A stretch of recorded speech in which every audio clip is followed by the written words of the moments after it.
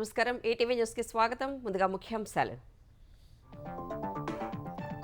కొందరు తెలుగుదేశం ఎమ్మెల్యేల తీరుపై చంద్రబాబు ఆగ్రహం.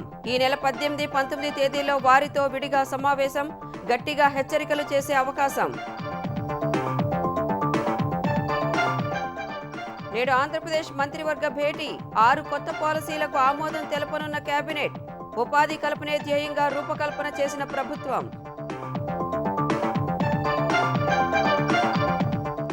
వాయుగుండంగా బలపడిన తీవ్ర అల్పపీడనం. రేపు పుదుచ్చేరి, నెల్లూరు మధ్య తీరం దాటే సూచనలు. ఏపీలోని పలు జిల్లాల్లో జోరు వర్షాలు. సబ్ రిజిస్ట్రార్ల అడ్డగోలు బదిలీలపై తెలంగాణ సర్కార్ చర్యలు. కీలక స్థానాల్లో కదిలిన పీఠాలు. గ్రామీణ ప్రాంతాల వారికి హైదరాబాద్లో పోస్టింగ్. హైదరాబాద్లో దారుణాలు. మహిళపై కన్నేసి ఆమె కుమార్తెను చంపేసిన దుర్మార్గుడు. అర్ధరాత్రి ఆటో ఎక్కిన యువతిపై డ్రైవర్ లైంగిక దాడి.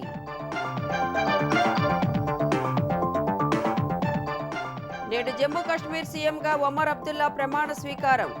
ఏర్పాట్లు పూర్తి చేసిన అధికారులు, హాజరు కానున్న పలు విపక్ష పార్టీల నాయకులు. దేశంలో 2 రోజుల్లో 10 విమానాలకు బాంబు బెదిరింపు. దారి మళ్లిన సర్వీసులు, మరికొన్ని ఆలస్యం. నేడు కేంద్రం ఉన్నత స్థాయి సమీక్ష.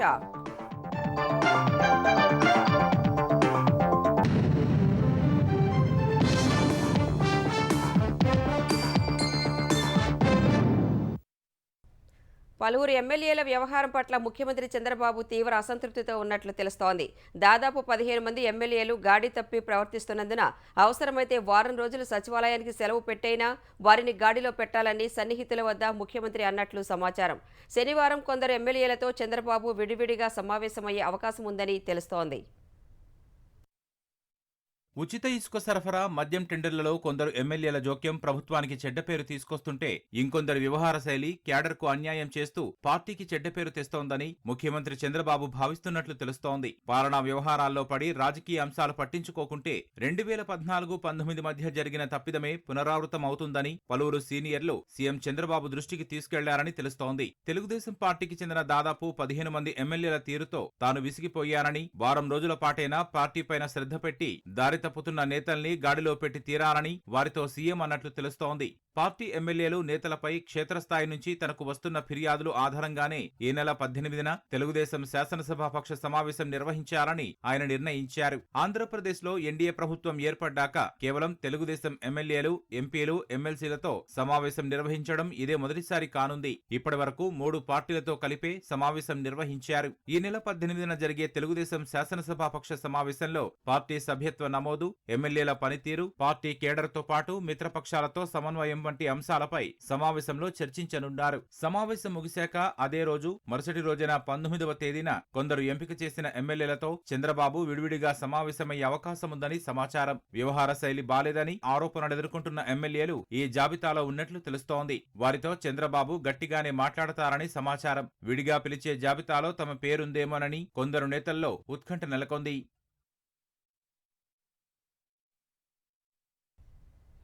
ఐదేళ్లలో 20 లక్షల మందికి ఉద్యోగ అవకాశాలు కల్పించడమే లక్ష్యంగా పెట్టుబడులను ఆకర్షించేందుకు ఆంధ్రప్రదేశ్ మంత్రివర్గం నేడు నూతన పాలసీలను ఆమోదించనుంది. భారీగా పెట్టుబడులు ఆకర్షించేందుకు మొత్తం 10 శాఖల్లో నూతన విధానాలను అధికారులు సిద్ధం చేశారు. ముఖ్యమంత్రి చంద్రబాబు వరుస సమీక్షలతో పలు శాఖల్లో కొత్త విధానాలపై కసరత్తు కొలికి వచ్చింది. స్పీడ్ ఆఫ్ డూయింగ్ బిజినెస్ విధానాన్ని అమల్లోకి తెచ్చేలా కొత్త పాలసీలు రూపొందించారు. ఉద్యోగ కల్పనే ప్రధాన లక్ష్యంగా పరిశ్రమ వర్గాల అభిప్రాయాలు, పొరుగు రాష్ట్రాల్లో ఉత్తమ విధానాలతో కొత్త పాలసీలు తయారు చేశారు. నేడు కేబినెట్ ముందుకు 6 నూతన పాలసీలు వచ్చే అవకాశం ఉంది. పారిశ్రామిక అభివృద్ధి, electronics, clean energy, MSME, food processing, private పారిశ్రామిక పార్కుల పాలసీలకు నేడు ఆంధ్రప్రదేశ్ మంత్రివర్గం ఆమోదం తెలిపే అవకాశం ఉంది. ఐటీఐ, పాలిటెక్నిక్ కళాశాలల్లో విద్య పూర్తి చేస్తున్న ప్రతి ఒక్కరికి ఉద్యోగం లభించేలా పాఠ్య ప్రణాళికలు ప్రక్షాళన చేయాలని ఆంధ్రప్రదేశ్ విద్యాశాఖ మంత్రి నారా లోకేష్ అధికారులను ఆదేశించారు. ఉండవల్లిలోని తన నివాసంలో తన శాఖలకు సంబంధించిన అధికారులతో లోకేష్ సమావేశాలు నిర్వహించారు. అనంతపురంలో ఆటోమోటివ్, కడప, కర్నూలులో పునరుత్పాదక ఇంధనం, ప్రకాశంలో బయోఫ్యూయల్, గోదావరి జిల్లాలో ఆక్వా, పెట్రోకెమికల్స్, ఉత్తరాంధ్రలో ఐటీ, ఫార్మా, రక్షణ రంగాలపై దృష్టి పెట్టామన్నారు. ఆయా ప్రాంతాల్లో ఐటీఐ, పాలిటెక్నిక్ విద్యార్థులకు సంబంధిత సంబంధిత రంగాల్లో నైపుణ్య శిక్షణ ఇవ్వాలని మంత్రి సూచించారు. మంగళగిరిలో నైపుణ్య గణనను ఈ నెలాఖరు నాటికి పూర్తి చేయాలని ఆదేశించారు. ఇక్కడ గుర్తించిన లోపాలను సరిదిద్ది రాష్ట్ర వ్యాప్తంగా నైపుణ్య గణన చేయాలని సూచించారు. విశాఖలో 7 ఎకరాల విస్తీర్ణంలో జాతీయ నైపుణ్య శిక్షణా సంస్థ ఏర్పాటుకు ప్రతిపాదనలు సిద్ధం చేయాలన్నారు. అగస్త్య ఇంటర్నేషనల్ ఫౌండేషన్తో కలిసి ఏపీ విద్యార్థులను నూతన ఆవిష్కరణల వైపు ప్రోత్సహించేందుకు సంకల్పించామని లోకేష్ తెలిపారు. ఆ సంస్థ ప్రతినిధులతో ఆయన సమావేశమయ్యారు. 1998లో కుప్పంలో 172 ఎకరాల్లో అగస్త్య సృజనాత్మక ల్యాబ్ను ఏర్పాటు చేశారు. ఇదే స్ఫూర్తితో రాష్ట్రంలో ప్రాంతీయ సైన్స్ సెంటర్స్ను అభివృద్ధి చేయాలని నిర్ణయించారు.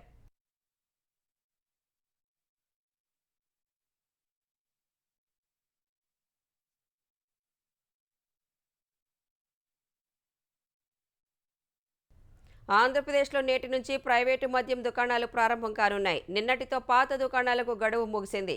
ప్రభుత్వ దుకాణాల్లో మిగిలిన మద్యాన్ని డిపోలకు తరలించారు. లాటరీలో మద్యం దుకాణాలు చేజిక్కించుకున్న యజమానులు దుకాణాలు వెతుక్కునే పనిలో పడ్డారు. విజయవాడలో చాలా మందికి అద్దెకు దుకాణాలు దొరకడం లేదు. దరఖాస్తులు వేసినప్పుడే అద్దెకు మాట్లాడుకున్న వారు నేటి నుంచి షాపులు తెరుస్తున్నారు.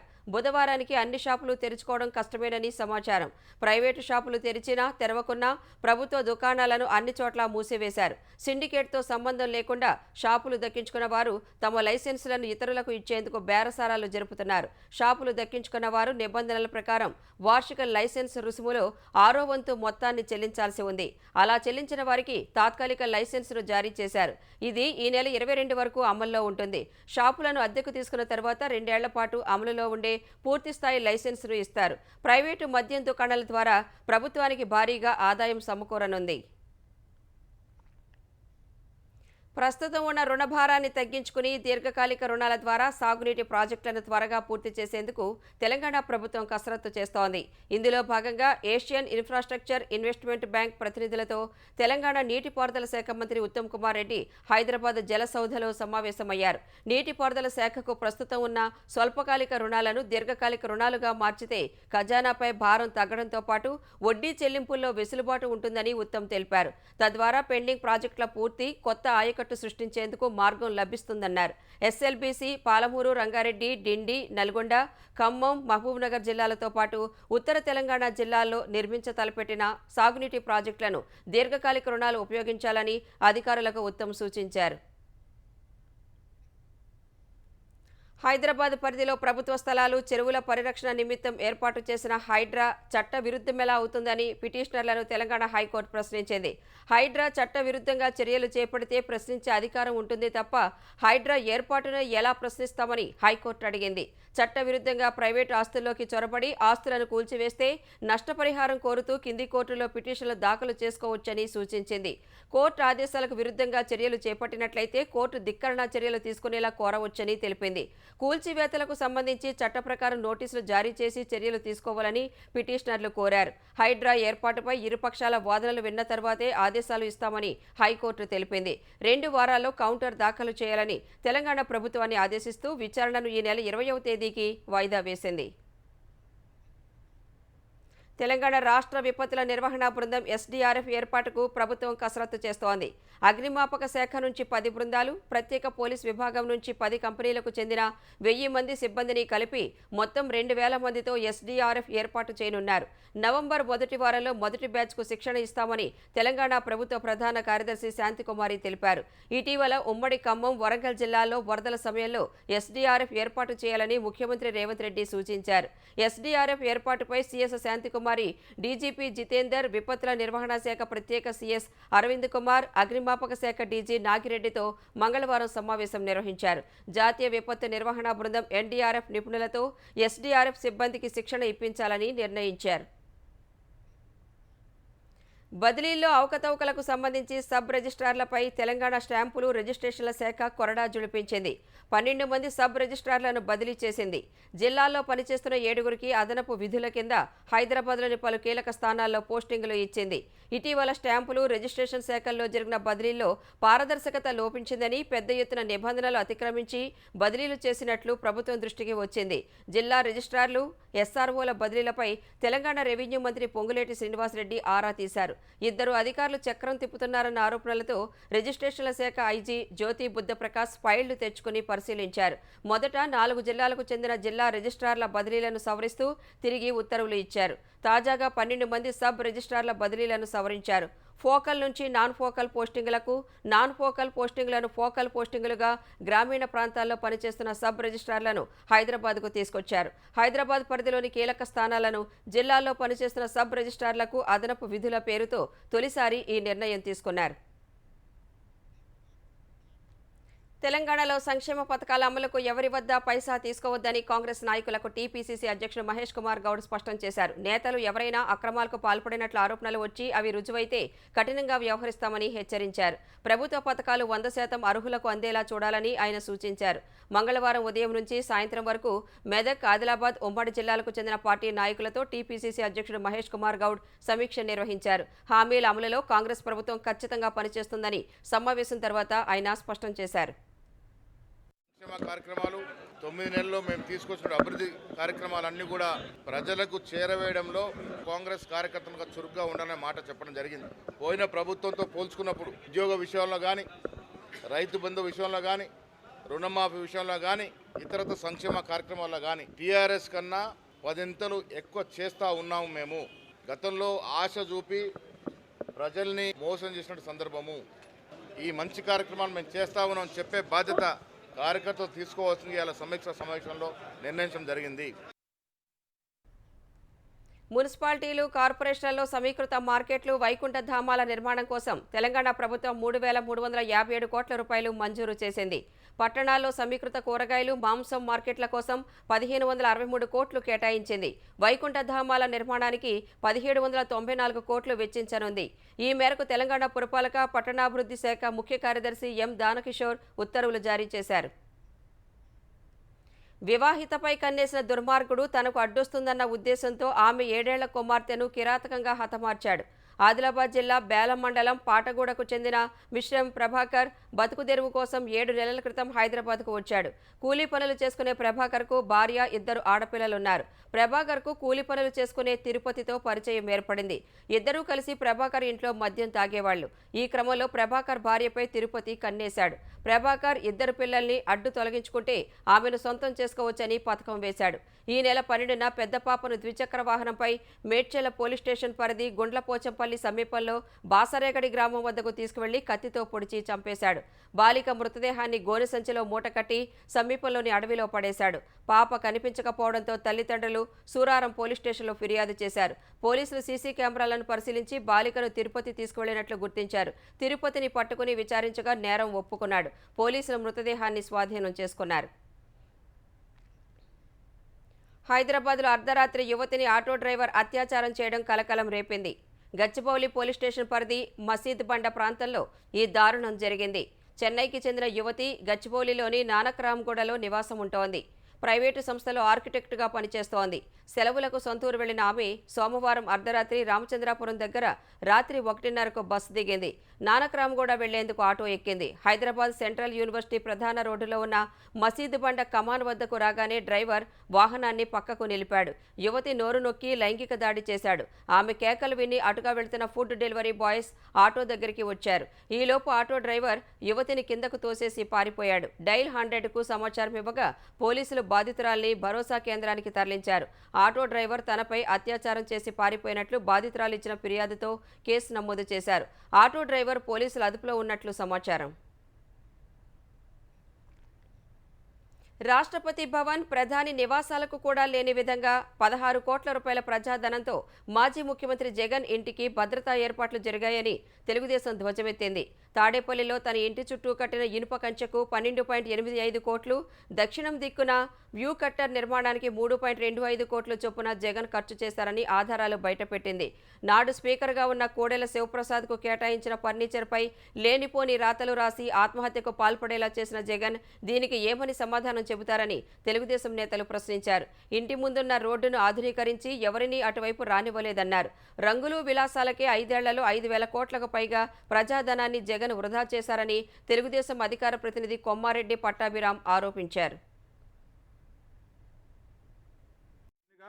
ఇవాళ ఏదో ఇనుప కంచెకి 12,85,00,000 మనం ఏదైతే దాని ఖర్చు గురించి మాట్లాడుకుంటా ఉన్నామో, ఈయన గారు ఇది కాకుండా మొన్న ఈ మధ్యన మేము ఒక లిస్టును విడుదల చేసాం. రంగుల పచ్చిక ఈయన గారు రంగుల పిచ్చిక ఒక 3,000 కోట్లు, సర్వే రాళ్ల పైన ఈయన గారు బొమ్మలు ప్రింట్ చేసుకోవడానికి ఒక 700 కోట్లు, రిషికొండ పైన విలాసవంతమైనటువంటి భవనం నిర్మించుకోవడానికి ఒక 600 కోట్లు, ఎగ్గు పఫ్ఫులకు ఒక 3,60,00,000.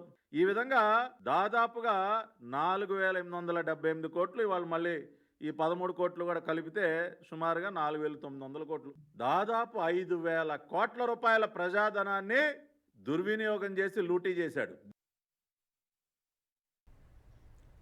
బంగాళాఖాతంలో ఏర్పడిన తీవ్ర అల్పపీడనం ప్రభావంతో దక్షిణ కోస్తా రాయలసీమ జిల్లాల్లో విస్తారంగా వర్షాలు కురుస్తున్నాయి. తీవ్ర అల్పపీడనం పశ్చిమ వాయువ్య దిశగా కదులుతూ మంగళవారం సాయంత్రం వాయుగుండంగా బలపడింది. రేపు పుదుచ్చేరి నెల్లూరు మధ్య తీరాన్ని దాటవచ్చని వాతావరణ విభాగం పేర్కొంది. శ్రీ పొట్టి శ్రీరాములు నెల్లూరు, ప్రకాశం, వైఎస్ఆర్, చిత్తూరు జిల్లాలో ఆకస్మిక వరదలకు ఆస్కారం ఉందని తెలిపింది. నేడు రేపు ఆంధ్రప్రదేశ్ వ్యాప్తంగా వర్షాలు కురుస్తాయని, గరిష్టంగా గంటకు 60 కిలోమీటర్ల వేగంతో గాలులు వీస్తాయని అమరావతి వాతావరణ కేంద్రం సంచాలకులు స్టెల్లా తెలిపారు. వాయుగుండం ప్రభావంతో పలు చోట్ల జోరు వర్షాలు పడుతున్నాయి. కడపలో రాత్రి భారీగా వర్షం కురవడంతో రోడ్లన్నీ జలమయమయ్యాయి. మురుగు కాలువలు పొంగి ప్రవహించాయి. ఎడతెరిపిలేని వర్షాలకు నెల్లూరులో లోతట్టు ప్రాంతాలు జలమయమయ్యాయి. తిరుపతి జిల్లా నాయుడుపేట, సూళ్లూరుపేట పురపాలక సంఘాల పరిధిలో భారీ వర్షం కురిసింది. అన్నమయ్య జిల్లా వ్యాప్తంగా వర్షం పడుతుండటంతో అధికారులు అప్రమత్తంగా ఉండాలని కలెక్టర్ చామకూరి శ్రీధర్ ఆదేశించారు.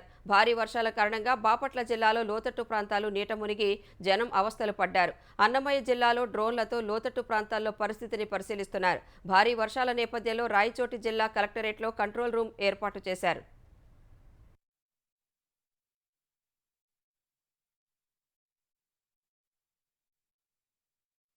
ఉత్తర లెబనాన్లోని ఒక భవనంపై సోమవారం ఇజ్రాయెల్ జరిపిన వైమానిక దాడిలో 22 మంది మరణించిన ఘటనపై స్వతంత్ర దర్యాప్తు అవసరమని ఐక్యరాజ్యసమితి మానవ హక్కుల కార్యాలయం అభిప్రాయపడింది. శిథిలాల్లో వెతుకుతున్న సహాయ సిబ్బందికి మరిన్ని మృతదేహాలు, అవశేషాలు కనిపించాయని తెలిపింది. యుద్ధ చట్టాలకు సంబంధించి తమకు నిజమైన ఆందోళనలు ఉన్నాయని యుఎన్ మానవ హక్కుల కార్యాలయ ప్రతినిధి జెరేమీ లారెన్స్ పేర్కొన్నారు. మృతుల్లో డజన్ మంది మహిళలు, చిన్నారులు ఉన్నట్లు నివేదికలు అందాయన్నారు. ఇజ్రాయెల్ మాత్రం తాము హెజ్బొల్లా స్థావరాన్ని లక్ష్యంగా చేసుకుని దాడి చేసినట్టు పేర్కొంది. పౌర మరణాల గురించి తమకు అందిన నివేదికలను పరిశీలిస్తామని తెలిపింది. ఇదే సమయంలో ఇరాన్పై ప్రతిదాడుల్లో భాగంగా అక్కడి అణు, చమురు స్థావరాలపై దాడి చేయబోమని అమెరికాకు ఇజ్రాయెల్ ప్రధాని బెంజమిన్ నెతన్యాహు హామీ ఇచ్చినట్లు అంతర్జాతీయ వార్తా సంస్థలు పేర్కొన్నాయి. తాజాగా ఆ విషయాన్ని అమెరికా ధృవీకరించింది. నెతన్యాహు హామీ ఇవ్వడం నిజమేనని స్పష్టం చేసింది.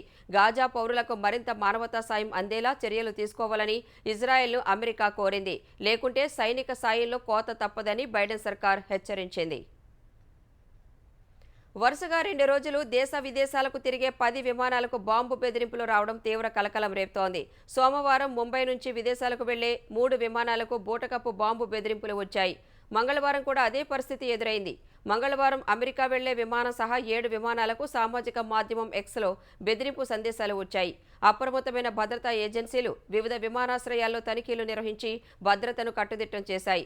ఎక్స్లో వచ్చిన సందేశాల వెనుక ఉన్న వ్యక్తులను గుర్తించేందుకు పోలీసులు యత్నిస్తున్నారు. జైపూర్ నుంచి బెంగళూరు వెళ్లే ఎయిర్ ఇండియా విమానం, దర్భంగా నుంచి ముంబై వెళ్లే స్పైస్ జెట్, బగ్డోగ్రా నుంచి బెంగళూరు వెళ్లే ఆకాశ విమానాలకు బెదిరింపులు వచ్చాయి.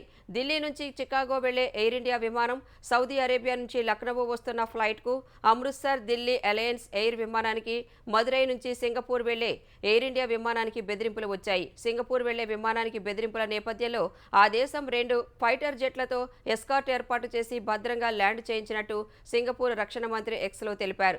స్పైస్ జెట్ విమానాన్ని ముంబై విమానాశ్రయంలో సురక్షితంగా ల్యాండ్ చేశారు. అమెరికా వెళ్లాల్సిన ఎయిర్ ఇండియా విమానాన్ని కెనడాకు మళ్లించారు. వరుస బాంబు బెదిరింపుల నేపథ్యంలో పౌర విమానయాన శాఖ మంత్రి రామ్మోహన్ నాయుడు నేడు ఉన్నత స్థాయి సమావేశాన్ని నిర్వహించనున్నారు. జమ్మూ కాశ్మీర్ ముఖ్యమంత్రిగా నేడు నేషనల్ కాన్ఫరెన్స్ నేత ఒమర్ అబ్దుల్లా ప్రమాణ స్వీకారం చేయనున్నారు. శ్రీనగర్లోని షేర్-ఇ-కశ్మీర్ ఇంటర్నేషనల్ సెంటర్ SKICCలో ఈ ఉదయం 11:30 గంటలకు ముఖ్యమంత్రి, మంత్రులు ప్రమాణ స్వీకారానికి ఏర్పాట్లు చేశారు. జమ్మూ కాశ్మీర్ లెఫ్టినెంట్ గవర్నర్ మనోజ్ సిన్హా వారితో ప్రమాణం చేయించనున్నారు. ఈ కార్యక్రమానికి వివిధ పార్టీల ముఖ్య నేతలు హాజరు కానున్నారు.